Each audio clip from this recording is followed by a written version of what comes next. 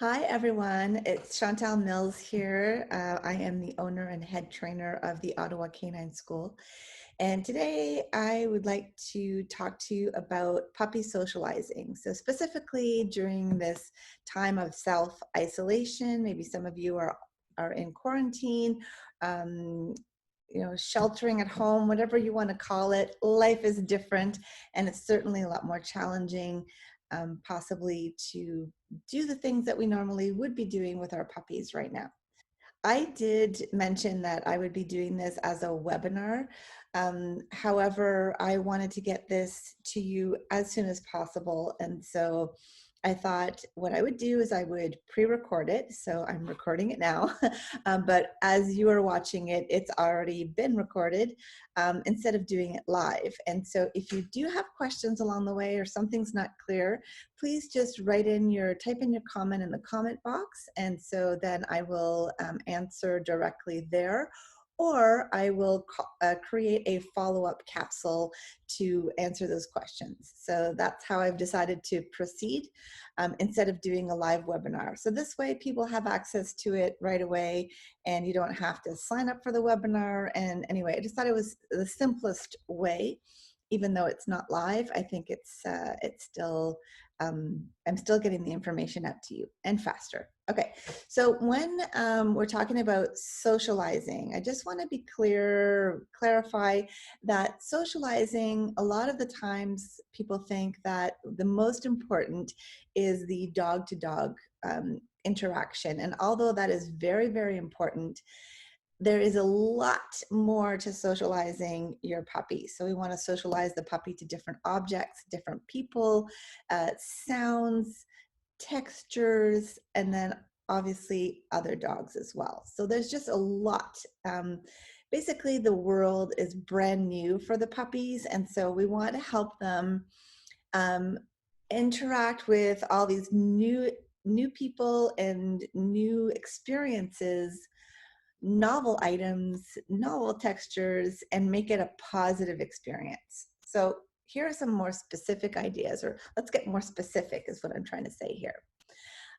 So the thing that you want to do with all of these exercises, and I'm going to suggest that you do, is whenever you are exposing your dog to something, well, we're going to call it a stimulus. So whether it is the sound of your oven opening or a creaking door, or something new that is new to the dog, that's the stimulus. You want to pair it with food or play so that the stimulus then becomes the predictor of fun things are going to happen.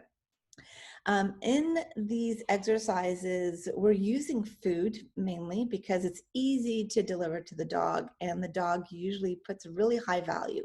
So you do want to use high value food rewards for this. And food is not used here as a distraction. You're really programming your dog's response to the stimulus. So just to recap, food is not a distraction. It is programming a response that you want, right? It's programming the positive response. Socializing is always happening, whether you're aware of it or not. Your dog is looking at you, paying attention to what you're doing, and the way that you interact with your puppy is either going to make that experience a positive one or maybe more negative one. So one example, my dog is 14 years old now, but one example that stands out in my mind, about 14 years ago, he was hanging out just by the kitchen, and in the house that I lived in, the fire alarm was close to the kitchen, which I think is a bad design. I'm not a bad cook, but the kitchen was poorly designed in that regard, where the smoke detector was really close to the kitchen, and it would go off quite frequently. And I remember I had set it off accidentally, and my dog just kind of looked at me, and I just threw a bunch of treats, and I got the tea towel, waved away the little itty bitty smoke that was there, opened the patio doors, and it was fine. And I realized then that, wow, I had an opportunity. This was not a planned event, but in that instance, I had that opportunity to program his response to the noise. And it could have gone differently. But now when the fire alarm goes off, he's like, hey, that's I know this noise. I know I get treats. And it happened often enough that I had the treats ready so that I could just throw the yummy pieces of beef liver on the ground for him while I dealt with the fire alarm. So that's an example of socialization is always happening, whether you are aware of it or not, and you want to take control of what your puppies are learning now. Good experiences are uh, really important to have close to new experiences. So when you're socializing your puppy, you really are working on novelty. So new experiences, new smells, new textures, new everything. That's the novelty is key here. And you want the good experiences to be close to the new experiences. Okay. So for example, let's talk about people. Now, right now, as I'm sure we just experienced over Easter, it's just not the same where you have people coming over to your house. And, you know, I didn't see my parents this weekend. I didn't do the usual things that I do. We've been pretty, it's been pretty, you know, same day after day, just the three of us here. So we're not interacting with people really other than over the internet like this. So I'm sure that your life is the same as well. However, we do have occasions to see people. So there's nothing stopping you. I think, you know, if you can do it safely, from sitting on your front steps, let's say, and watching the world go by with your puppy. So make sure you've got, you know, a pocket full of treats, and somebody new walks by, treat, treat, treat. You're not waiting for your dog to even pay attention to the person or to be afraid. We just want to, hey, new person, hey, maybe the person is walking down the street with a stroller. There's a new experience, something new happening. That's going to be followed up by a treat. Okay, so that is something that's easy to do. So either sitting in the front steps or sitting on your balcony, or, you know, opening the window and hanging out and watching the world go by together. That's a great place where you can see new things happening and pair them with a treat. So you also want to make sure that your puppy is being exposed to multiple people. And oftentimes what we do here, you know, pre-pandemic, well, it's something that we heard a lot was, oh yeah, I'm not worried about that. You know, we have 3 kids and my in-laws come over all the time. This puppy's always surrounded by people, which is fine. But we want to expose the dog to new people. So it's the novelty that is key here. I know I'm saying it because it's worth repeating. Novelty is important. New people, people wearing hoodies, people wearing raincoats, people carrying umbrellas, people maybe on bikes, people on crutches, all different kinds of people, tall people, short people, young people, kids. And kids is sort of like you need to expose to 3-year-olds, 5-year-olds, 7-year-olds, 12-year-olds. It's all ages of kids. And then again, the exposure, we're doing it safely. We're not letting people touch our puppy, kiss our puppy, hug our puppy. It's none of that. It's really at a distance. So from across the street, for example, but you want your puppy to see a lot of different people. And one idea that I thought maybe we could do, or you could do quite safely, would be to go in a parking lot. If you can park where, you know, I know Costco is pretty busy. You don't have to go shopping. I'm not asking you to go shopping at Costco, but you want to find a parking lot where there is some, you know, some come and go grocery stores and at a distance, and then you can just have your puppy in the car holding your puppy, and there goes a person walking with a shopping cart, or there goes someone carrying bags. And then that is the ultimate, I think, place where you can see a lot of people, pretty much guaranteed to see a lot of people, and you can do it safely. So new person, treat, new person, treat. And these sessions do not have to last very long. I'm talking like maybe 5 minutes. You're not sitting there for half an hour. You don't want to overdo it. You just want to make it short and sweet. with your puppy, and then, but you want multiple exposures of this. So you might want to pick, 3 grocery stores a week. I know it sounds like a lot, but your puppy is only a puppy for so long. So you don't want to just do this once a week, because time is of the essence. And I know it's a lot of work, but you can do this. You really can. And it gets you out of the house too, right? So why not? Gets you out of the house, holding on to a cute puppy, feeding him treats. I mean, who doesn't want to do that? I would do it for you if I could. My 14-year-old dog is, he's a good company, because he's a nice, a nice little sleeper. But you can really make a difference now with your puppy, and then probably would tire him or her out quite a bit too. So bonus for you. Another parking lot that might be good too is the vet clinic. So we actually just went to pick up some medication for our dog, and vet clinics are set up where they have pylons. Well, where we go, they have pylons in every other parking spot, so you cannot park next to a person. And so that might be a place to just even sit, and I wouldn't necessarily take my dog out, but you can see a lot of people and a lot of other dogs. So that is where you can get a bang for your buck, where you're seeing people and other dogs, and then you can socialize. You can reinforce, really give the dog a treat. You see the dog, give a treat. And again, you're there for 3 to 5 minutes, and then off you go.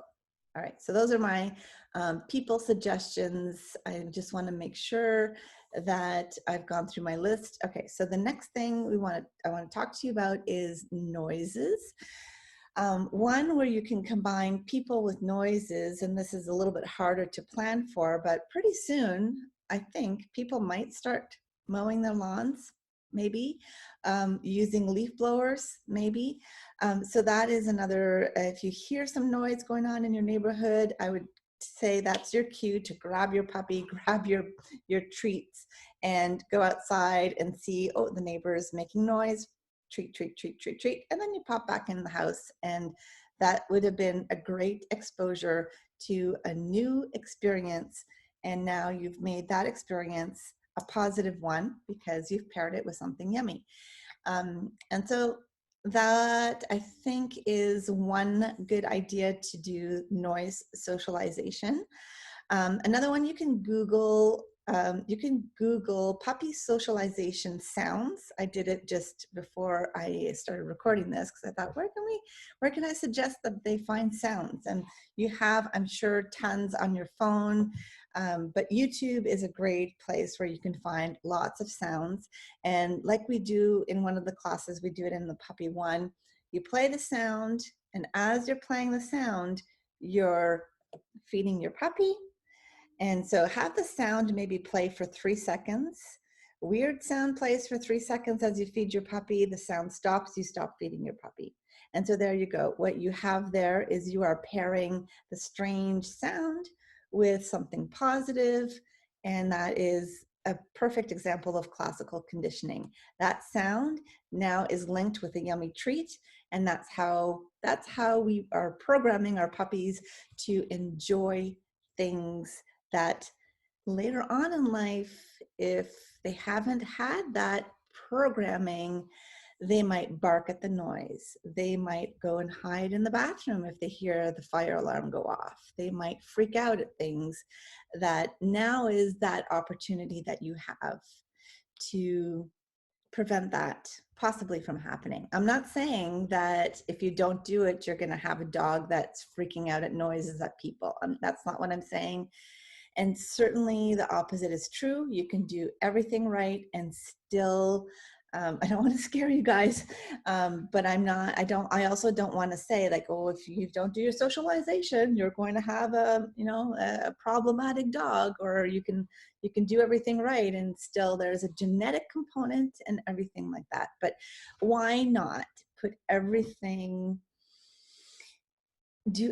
we can, and put the odds in our favor. Like I'm all for that. And if you guys are listening to this and still listening to this, I'm sure you're all on board too. So, All right, so here's some more ideas for noises. Googling the puppy socialization sounds. I am not sure if you can find this easily, but I thought if there is a construction project, or maybe like we have people on the street here who are always sort of working in their garage on something, and so you hear a lot of saws. There's one a few doors down, I think he does some carpentry work in his garage, so it's not exactly construction, but it's as close as I'm going to get to it at this point.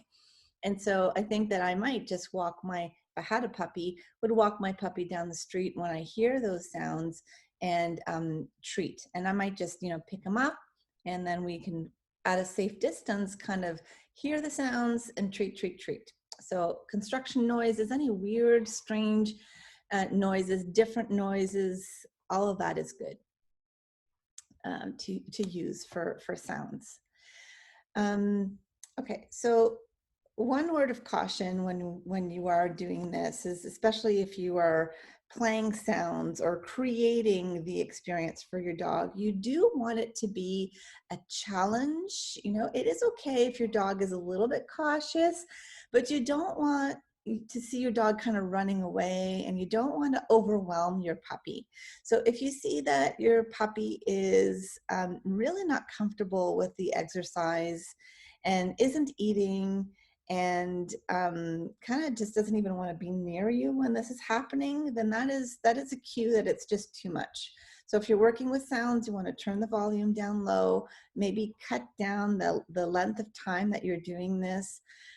Make it so that it really should be fun. So when you're socializing, you shouldn't actually be seeing any fear. It should all be like, woohoo, this is fun. Oh, this is fun. Oh, this is fun. That's the sort of typical reaction that you want to see from your dog. And if your dog is saying, okay, this is not fun, then okay, I do need to work on textures, or I need to work on sounds, or I need to work on seeing other dogs. That seems to be problematic. So that is your cue that you're going to have to work on it and have sort of a baby step approach to it, baby step plan. And keep in mind that dogs don't grow out of things. So if your puppy is really noise sensitive, and even when you're cooking, or if you close a drawer too loudly, they startle or run away, your puppy is going to grow into that. So you want to address that right away. Dogs don't grow out of things, they grow into things. So keep that in mind as you're paying attention to your dog. You want to make it so that it remains fun. And even if you lower the sound and make it easier and not as overwhelming, your dog is still not happy with it, then you really want to make it a mission to say, okay, well, you don't want to overdo it. You don't want to sensitize them, but you are going to have to work on this. And that might be where, one of the questions I would love to, so if you see that, I would love to know so that I can help you through this. Because if you do see that your dog is really unsure about something, we don't want to wait on that. We want to, we really want to work through it now in the most positive way that we can. Another suggestion is to look into fear-free vets. So there is a website, I think it's fearfreevet.com, something like that. And what a fear-free veterinarian or a fear-free clinic is a place where they can take in your puppy or your dog and do any intervention without causing extra stress, because oftentimes vet visits are already stress-inducing for dogs. So fear-free certified clinics and certified veterinarians have taken the special training to learn about stress-free handling and all sorts of interventions. So at this point, because we cannot accompany our dogs into the vet clinics, I would highly recommend that you look into the fear-free clinic and go with a fear-free vet, because if your dog does need some um, either surgery or an examination and you cannot be there, you want to make sure that they are not creating or inadvertently creating a fear association with that experience. So that is my hot tip of the day. Now I'm going to now show you guys some ideas of things that you could do with different objects. And so the idea here is just to, again, want to gamify your training, make it fun while they're exploring new things, new toys, and also I think a great way to keep them entertained while they're exploring new textures and new new new new toys, new brain games, let's call it. Muffin tins of all sizes, cooling rack, baking tray, silicone mat, like a cooling mat,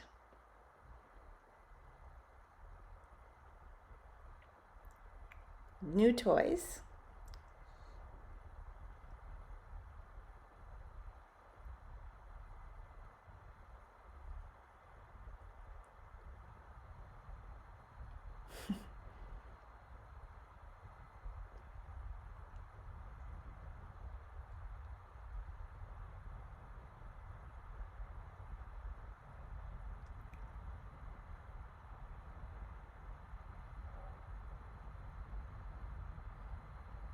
empty bottle, random box stuffed with some paper.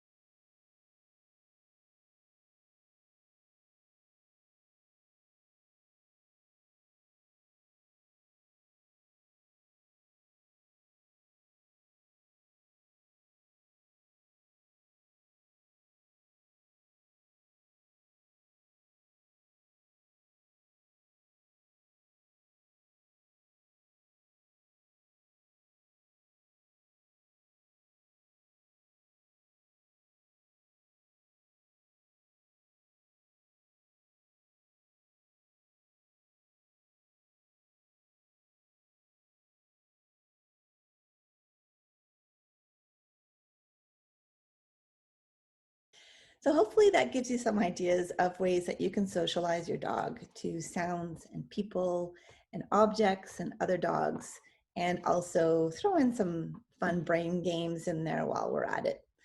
Another thing that I think that we often overlook, and I gotta admit, I kind of really realized how powerful this was later on in my dog training career, but it's the power of scent. And I think it's something we kind of overlook because we do not even have a clue what the world of scent is to our dogs.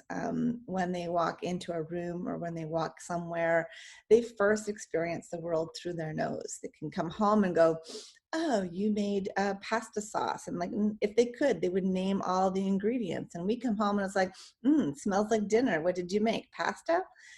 So we have, we do have a good sense of smell, but compared to a dog's sense of smell, it is really not comparable.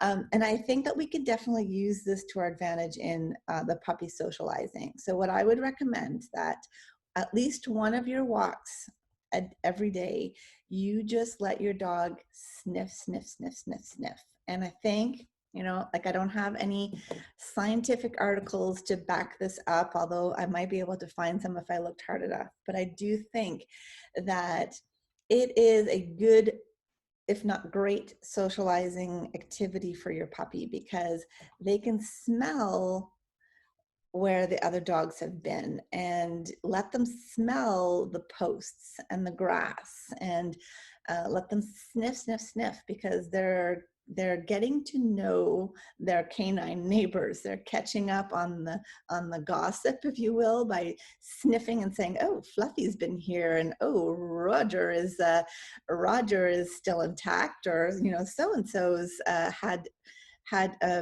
such and such for breakfast. And so I know my dog just really loves to sniff. And these days I'm pretty much, that's what I'm letting him do because we're not meeting other people, we're not meeting other dogs. And so he's getting all of that information through his nose right now.